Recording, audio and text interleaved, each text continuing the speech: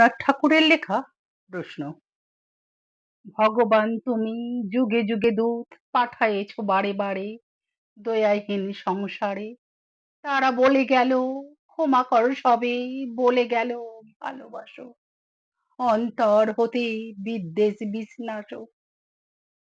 বরণীয় তারা, স্মরণীয় তারা, তবুও বাহির দ্বারে আজি দুর্দিনে ফিরানো তাদের ব্যর্থ নমস্কারে। আমি যে দেখেছি গোপন হিংসা কপট রাত্রি ছায়ে এনেছে নিঃস্ব হয়ে। আমি যে দেখেছি প্রতিকারহীন শক্তের অপরাধে বিচারের বাণী নীরবে নিভিতে কাঁদে। আমি যে দেখিনু তরুণ বালক উন্মাদ হয়ে ছোটে, কি যন্ত্রণায় করেছে পাথরে নিষ্ফল মাথা কুটে।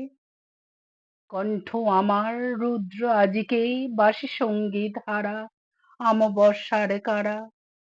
লুপ্ত করেছে আমার ভুবন দুঃস্বপ্নের তলে, তাই তো আমি শুধাই অশ্রু জলে।